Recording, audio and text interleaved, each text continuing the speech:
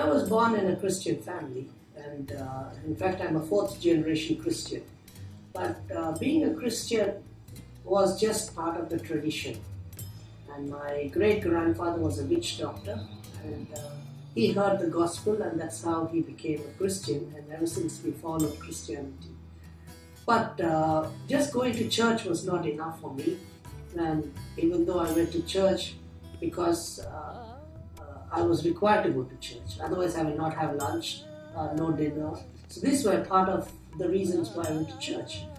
And I grew up in a society which was very competitive, and my father being an aerospace scientist, I was expected to become like him, being the firstborn in the family. And when I failed my father's expectations, I was considered to be a worthless and a useless child.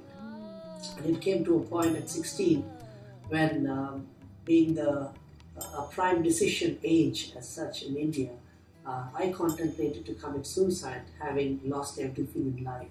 Even my health went down actually. I was born with asthma, and from the age of 2 till the age of 16 I was on wrong medication. And as a result of that, 60% of my lungs got damaged and my immune system broke down, and I developed rheumatoid arthritis.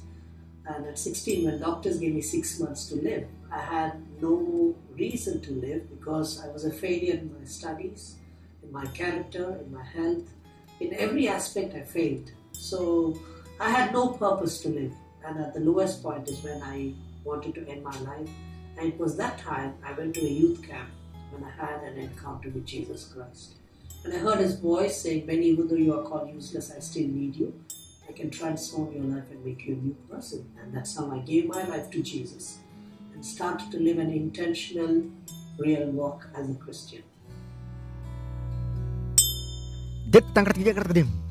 I never had any musical background as such. In fact, I was the only non-musical person in the family. My younger brother and 3 sisters were very musical, and I was the odd one in the family.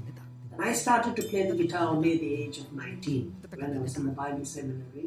Is when I picked up an old broken guitar, and when musicians broke strings, I collected the broken strings and tied them together and put them on the guitar. So that's how I was able to develop my musical talents, because it was not something that I was meant to. That's what people said. Nobody wanted to invest on a musical journey in my life because they couldn't see any fruit in that as such. So I picked up with what I had, and what I had was all these broken things. And with one sheet of chords, I practiced seminars every day.